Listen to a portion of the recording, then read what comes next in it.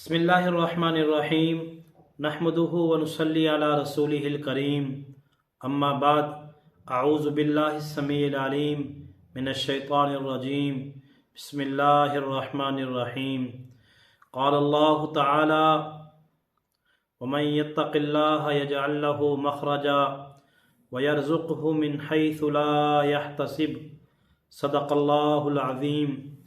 محترم ناظرین، آج کے دور کا انسان رزق اور روٹی سے بہت پریشان ہے۔ محسوس یوں ہوتا ہے کہ آج کے دور کے انسان کا سب سے بڑا مسئلہ اس کا نصب العین اور دنیا میں آنے کا مقصد کھانا اور کمانا ہے۔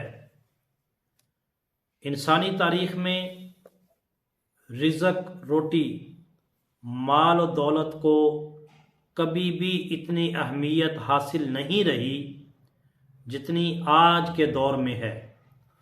ہر انسان کے اوپر ایک ڈر ہے، ایک خوف سوار ہے، غربت کا، افلاس کا، ملازمت کے چھن جانے کا، کاروبار کے ٹھپ ہونے کا۔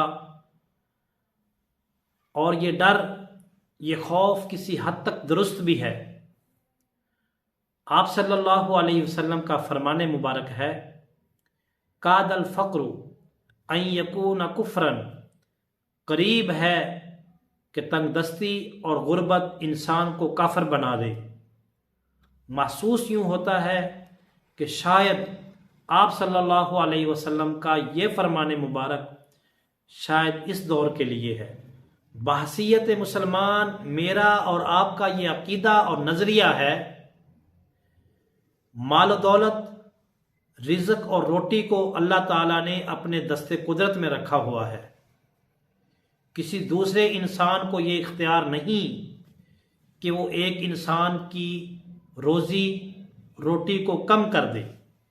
اللہ تعالیٰ نے قرآن پاک میں ارشاد فرمایا، وَمَنْ أَعْرَضَ عَنْ ذِكْرِي فَإِنَّ لَهُ مَعِيشَةً ضَنْكًا وَنَحْشُرُهُ يَوْمَ الْقِيَامَةِ أَعْمَى، کہ جس بندے نے ہماری یاد سے، قرآن پاک سے منہ پھیر لیا، ہم اس کی دنیا کی معیشت کو تنگ کر دیں گے اور قیامت کے دن اس کو اندھا کر کے کھڑا کریں گے۔ تو قرآن و سنت کا بغور مطالعہ کرنے سے ہمیں یہ محسوس ہوتا ہے کہ بہت سارے اعمال ایسے ہیں کہ جن کو اگر ہم اپنا لیں، اگر ہم ان پر عمل پیرا ہو جائیں، تو نہ صرف یہ کہ ہماری تنگ دستی ختم ہوگی بلکہ مال و دولت میں اللہ تعالیٰ برکت عطا فرماتے ہیں۔ یوں تو وہ بہت سارے اعمال ہیں، لیکن ہم آج کی اس نشست میں 16 اعمال کا ذکر کریں گے کہ جن پر عمل پیرا ہو کر ہماری تنگ دستی ختم ہو سکتی ہے اور ہمارے رزق میں اضافہ ہو سکتا ہے۔ تو محترم ناظرین، ہماری آج کی نشست کا عنوان ہے رزق کے 16 دروازے، یعنی وہ 16 اعمال اگر ہم ان کو اپنا لیں، ان پر عمل پیرا ہو جائیں، تو رزق کے خزانوں کی کنجیاں ہمارے ہاتھ میں آ سکتی ہیں۔ ان میں سے پہلا جو رزق کا دروازہ ہے وہ ہے نماز کا اہتمام کرنا۔ اللہ تعالیٰ نے قرآن پاک میں آپ صلی اللہ علیہ وسلم کو مخاطب کرتے ہوئے ارشاد فرمایا، وَأْمُرْ أَهْلَكَ بِالصَّلَاةِ وَاصْطَبِرْ عَلَيْهَا لَا نَسْأَلُكَ رِزْقًا نَحْنُ نَرْزُقُكَ، میرے محبوب اپنے گھر والوں کو نماز کا حکم دیجئے اور خود بھی کاربند رہیے کہ ہم آپ سے رزق نہیں مانگتے بلکہ رزق تو ہم آپ کو عطا کرتے ہیں۔ اس آیت سے معلوم یہ ہوا کہ انسان کے رزق کے لیے ضروری ہے کہ انسان نماز کا پابند ہو۔ رزق کا دوسرا دروازہ استغفار کی کثرت ہے۔ اللہ تعالیٰ نے قرآن پاک میں ارشاد فرمایا، فَقُلْتُ اسْتَغْفِرُوا رَبَّكُمْ إِنَّهُ كَانَ غَفَّارًا يُرْسِلِ السَّمَاءَ عَلَيْكُمْ مِدْرَارًا وَيُمْدِدْكُمْ بِأَمْوَالٍ وَبَنِينَ وَيَجْعَلْ لَكُمْ جَنَّاتٍ وَيَجْعَلْ لَكُمْ أَنْهَارًا، کہ ایسا کرو، ایک کام کرو، وہ ہے استغفار۔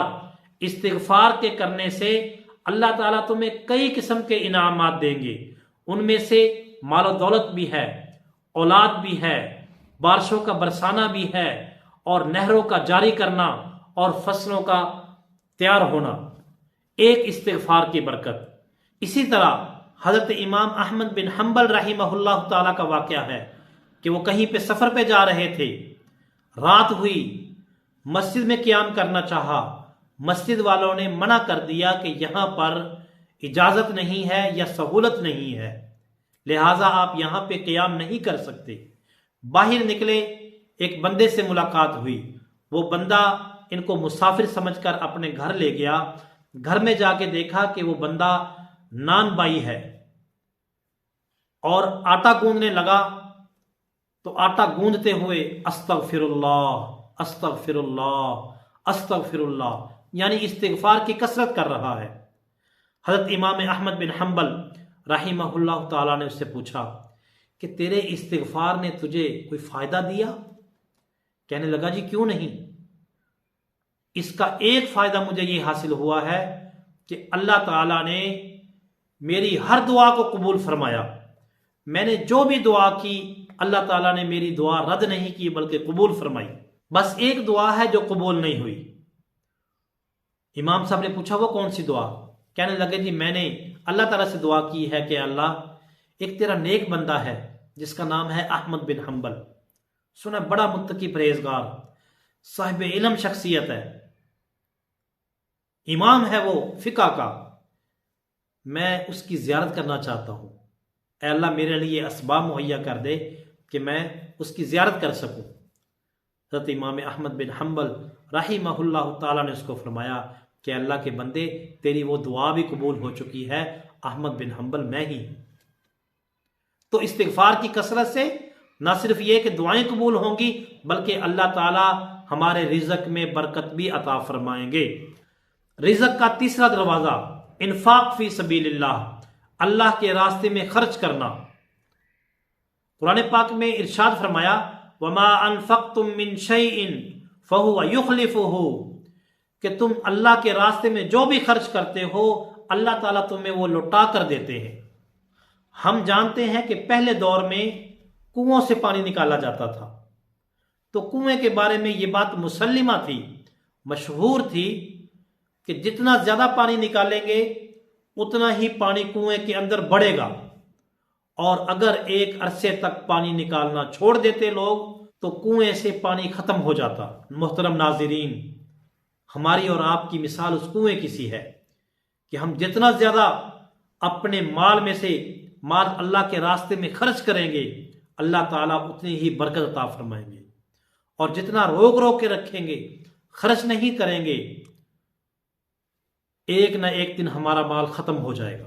کتابوں کے اندر حضرت موسیٰ علیہ السلام کا واقعہ لکھا ہوا ہے کہ حضرت موسیٰ علیہ السلام سے ایک بندے نے عرض کیا اے موسیٰ، آپ اللہ تعالیٰ سے دعا کیجئے کہ میں نے ساری زندگی غربت میں افلاس میں گزاری ہے، کبھی کھایا تو کبھی نہ کھایا، میرا بقیہ جتنا بھی رزق ہے وہ مجھے ایک ہی دفعہ عطا فرما دے تاکہ میں جی بھر کے ایک دفعہ کھا لوں اور اس کے بعد چاہے موت بھی آ جائے کوئی پرواہ نہیں۔ حضرت موسیٰ علیہ السلام نے اللہ تعالیٰ سے دعا کی کہ اللہ اس کو ایک ہی دفعہ رزق مل جائے، چنانچہ اللہ تعالیٰ نے اس کو ایک ہی دفعہ رزق دیا۔ کچھ عرصہ کے بعد حضرت موسیٰ علیہ السلام کا دوبارہ وہاں سے گزرنا ہوا، دیکھا کہ وہ بندہ صاحب مال ہے، مال کی ریل پیل ہے اس کے پاس، حیران ہو کے اللہ تعالیٰ سے پوچھا، اللہ تعالیٰ نے جواب دیا کہ اے موسیٰ، جو اس کا رزق تھا ہم نے اس کو عطا کیا، اس نے اپنے رزق میں سے غریبوں کو، مسافروں کو کھانا کھلایا، ان کے اوپر خرچ کیا، تو ہم نے اس کے خرچ کرنے پر 10 گنا بڑھا کر اس کو دیا، اس نے اور خرچ کیا، ہم نے 10 گنا بڑھا کر اس کو اور دیا۔ تو لہٰذا آج آپ جو مال کی ریل پیل دیکھ رہے ہیں اس کے پاس، اس کی ایک ہی وجہ ہے کہ یہ اللہ کے راستے میں خرچ کرتا رہا ہے۔ تو اگر ہم چاہتے ہیں کہ اگر ہم اپنے رزق میں اضافہ چاہتے ہیں، خیر و برکت چاہتے ہیں، تو اللہ کے راستے میں بڑھ چڑھ کر خرچ کریں۔ رزق کا چوتھا دروازہ تقوی اختیار کرنا۔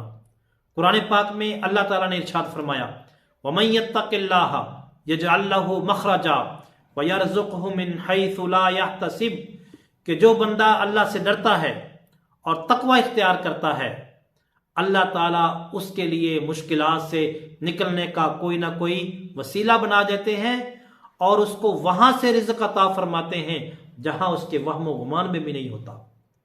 اسی طرح قرآن پاک میں دوسری جگہ پہ اللہ تعالیٰ نے ارشاد فرمایا وَلَوْ أَنَّ أَهْلَ الْقُرَىٰ آمَنُوا وَاتَّقَوْا لَفَتَحْنَا عَلَيْهِمْ بَرَكَاتٍ مِّنَ السَّمَاءِ وَالْأَرْضِ کہ اگر یہ بستیوں والے ایمان کے ساتھ تقوی اختیار کرتے تو ہم آسمان سے بھی ان کے اوپر رزق کی بارش کرتے اور زمین بھی ان کے لیے رزق اگلتی۔ تو رزق کے لیے تقوی اختیار کیجئے، گناہوں سے بچئے، اللہ تعالیٰ سے ڈریے۔ رزق کا پانچواں دروازہ عبادات کی کثرت کرنا۔ ایک حدیث کا مفہوم ہے، اللہ تعالیٰ ارشاد فرماتے ہیں کہ اے ابن آدم اگر تو اپنے آپ کو میری عبادت کے لیے فارغ کر لے تو میں تیرے سینوں کو غموں سے نجات دوں گا اور رزق کی فراوانی دوں گا۔ اسی طریقے سے رزق کا چھٹا دروازہ حج اور عمرے کی کثرت کرنا، یعنی کثرت سے حج اور عمرے کرنا۔ حدیث مبارکہ میں ارشاد ہے کہ اللہ تعالی حج اور عمرے سے گناہوں کو معاف فرماتے ہیں اور تنگ دستی کو یعنی رزق کی قلت کو اس طرح ختم کر دیتے ہیں جس طرح بھٹی سونے اور چاندی سے میل کچیل کو ختم کر دیتی ہے۔ تو اس لیے حج اور عمرے کی کثرت کرنا یہ مال کی فراوانی کا سبب ہے۔ رزق کا ساتواں دروازہ صلہ رحمی کرنا۔ ہمارے جو قریبی رشتہ دار ہیں، چچا، پھپھی، ماموں، خالہ اور ان کے بیٹے، ان کے ساتھ صلہ رحمی کرنا، ان کے ساتھ تعلق کو نبھانا، تعلق کو توڑنا نہیں ہے۔ مسئلہ یہ ہے کہ آج کے دور میں ہر بندہ اس کوشش میں لگا ہوا ہے، ہر بندے کی خواہش ہے کہ میں لڑوں، تعلقات کو ختم کروں، اور اس میں عام لوگ تو عام لوگ رہ گئے، اس میں نیک لوگ، اس میں حافظ، عالم، مفتی، حاجی، نمازی سب ایک جیسے ہیں۔ سب کا طرز زندگی یہی ہے کہ بات بات پہ تعلقات ختم کر دیے، بول چال ختم کر دی، جینا مرنا ختم کر دیا۔ شادیاں تو شادیاں رہ گئیں، فوتگی کے اوپر بھی ہم لوگ باز نہیں آتے۔ تو یاد رکھیے کہ تعلقات کو توڑنا، قطع رحمی کرنا یہ رزق کی تنگ دستی کا ذریعہ ہے۔ اگر آپ اپنے رزق میں فراوانی چاہتے ہیں، خیر و برکت چاہتے ہیں تو صلہ رحمی کیجیے۔ رزق کا آٹھواں دروازہ کمزور اور مستحق لوگوں کے ساتھ حسن سلوک کرنا۔ آپ صلی اللہ علیہ وسلم کا فرمان مبارک ہے کہ تمہیں کمزور لوگوں کی وجہ سے رزق دیا جاتا ہے۔ رزق کا نواں دروازہ توکل کرنا، اللہ رب العزت کی ذات پہ بھروسہ کرنا۔ قرآن پاک میں اللہ تعالیٰ نے ارشاد فرمایا وَمَن يَتَوَكَّلْ عَلَى اللَّهِ فَهُوَ حَسْبُهُ کہ جو بندہ اللہ کی ذات پہ توکل کرتا ہے، بھروسہ کرتا ہے، اللہ تعالیٰ اس کے لیے کافی ہو جاتے ہیں۔ رزق کا 10واں دروازہ شکر کرنا۔ اللہ تعالیٰ نے قرآن پاک میں ارشاد فرمایا لَإِن شَكَرْتُمْ لَأَزِيدَنَّكُمْ اگر تم شکر کرو گے تو ہم تمہیں اور زیادہ عطا فرمائیں گے۔ ایک صاحب کی مجھے بات بڑی اچھی لگی، وہ کہہ رہے تھے کہ اگر آپ کے حالات اچھے ہیں اور آپ سے کوئی پوچھتا ہے جی کیا حال ہے تو آپ کہیں الحمدللہ، اللہ کا شکر۔ اور اگر آپ کے حالات اچھے نہیں ہیں اور آپ سے کوئی پوچھے کہ کیا حال ہے تو آپ اس کو یہ نہ کہیں کہ میرے حالات ٹھیک نہیں ہیں، بلکہ کہیں اللہ کا ہر حال میں شکر ہے، یعنی میں اگر اس حال میں بھی ہوں اللہ کا پھر بھی شکر ہے۔ تو ہر حالت میں تنگ دستی ہو یا فراوانی ہو اللہ تعالیٰ کا شکر ادا کیجیے۔ رزق کا 11واں دروازہ ہے گھر میں جاتے ہوئے اہل خانہ کو سلام کرنا۔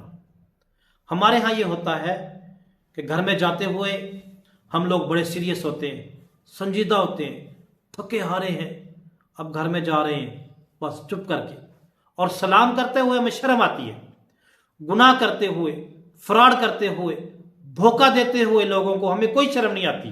شرم آتی ہے تو گھر میں اپنے گھر والوں کو سلام کرتے ہوئے شرم آتی ہے، تو شرم مت کیجئے۔ آپ صلی اللہ علیہ وسلم نے فرمایا کہ 3 باتوں پہ اللہ تعالیٰ ضمانت دیتے ہیں رزق کی فراوانی کی۔ ان میں سے ایک بات یہ ہے کہ جو بندہ اپنے گھر میں جاتے ہوئے مسکرا کر گھر والوں کو سلام کرتا ہے، اللہ تعالیٰ کی طرف سے رزق کی فراوانی کی ضمانت ہے اس بندے کے لیے۔ رزق کا 12واں دروازہ والدین کی فرما برداری کرنا۔ ہم نے کتابوں کے اندر پڑھا ہے کہ جس گھر کے اندر 2 چیزیں ہوں وہاں رزق کی خیر و برکت ہوتی ہے، رزق کی فراوانی ہوتی ہے۔ نمبر 1، جس گھر کے اندر کسی بچے یا بڑے کا نام محمد ہو، اللہ رب العزت کی طرف سے اس گھر میں خیر و برکت ہوتی ہے، رزق کی فراوانی ہوتی ہے۔ نمبر 2، جس گھر کے اندر اولاد ماں باپ کی فرما بردار ہے، اس گھر میں بھی رزق کی فراوانی ہوتی ہے۔ رزق کا 13واں دروازہ دوام طہارت، یعنی بندہ ہر وقت باوضو رہے۔ آج کل یہ چیز ختم ہو چکی ہے، باوضو رہنا، بلکہ باوضو رہنا تو دور کی بات ہے، آج کل لوگ غسل جنابت نہیں کرتے، گھنٹوں کیا کئی دن تک رات بھر اس طرح گزارنا تو معمول ہے کہ غسل جنابت نہیں کریں گے۔ تو اس لیے بھرپور خیال رکھیں کہ آپ پاک صاف رہیں۔ ناپاکی کی حالت میں رزق کی تنگ دستی تو ایک بات ہے جو ہے، بلکہ بہت ساری بیماریاں آتی ہیں بندہ جب ناپاکی کی حالت میں رہتا ہے۔ رزق کا 14واں دروازہ چاشت کی نماز کی پابندی کرنا۔ یہ چاشت کی نماز سورج نکلنے کے 2 گھنٹے بعد پڑھی جاتی ہے۔ اس کی ٹوٹل 4 رکعات ہیں، 2 رکعات کر کے اس کو پڑھا جاتا ہے۔ حدیث مبارکہ میں آتا ہے جو بندہ اس وقت نماز ادا کرتا ہے اللہ تعالیٰ اس کے رزق کو فراخ فرماتے ہیں۔ اسی طریقے سے رزق کا 15واں دروازہ سورۃ الواقعہ کی پابندی کرنا، کہ جو بندہ روزانہ پابندی کے ساتھ رات کے وقت سورۃ الواقعہ کی تلاوت کرتا ہے، اللہ تعالیٰ اس کی برکت سے اس بندے کے گھر سے تنگ دستی اور فاقوں کو ختم فرما دیتے ہیں اور مال اور رزق کی فراوانی فرماتے ہیں۔ اسی طریقے سے آخری اور 16واں دروازہ دعا کا اہتمام کرنا، کہ جو بندہ دعا کا اہتمام کرتا ہے، اسی طریقے سے 16واں اور آخری دروازہ دعا کا اہتمام کرنا، اللہ رب العزت سے مانگنا۔ اور ایک بات یاد رکھیے کہ جب اللہ رب العزت سے مانگتے ہیں تو اللہ رب العزت بڑی ذات ہے، اس بڑی ذات سے ہمیشہ بڑا مانگا کریں۔ تو مانگنے میں سب سے بڑی چیز ایمان ہے، ہدایت ہے، فضل ہے، اللہ کی رحمت ہے، بخشش ہے۔ اور جب رزق مانگیں تو خوب مانگا کریں کہ اللہ مجھے رزق حلال وافر مقدار میں عطا فرما۔ اور اسی طریقے سے رزق مانگتے ہوئے رزق حرام سے اللہ رب العزت کی پناہ مانگا کریں کہ اے اللہ میں رزق حرام سے آپ کی پناہ مانگتا ہوں، بالخصوص سود جیسی لعنت سے اے میرے رب مجھے محفوظ فرما۔ تو یہ 16 اعمال ہیں کہ جن کو اپنا کر، جن پر عمل پیرا ہو کر ہم اپنے گھروں سے تنگ دستی کو، فاقوں کو ختم کر سکتے ہیں، اپنے گھروں سے غربت کو ختم کر سکتے ہیں۔ اللہ تعالی ہم سب کو جو کہتے ہیں سنتے ہیں اس کے اوپر عمل پیرا ہونے کی توفیق عطا فرمائے۔ وآخر دعوانا ان الحمد للہ رب العالمین۔ بذكر الله ترتاح القلوب وتنزاح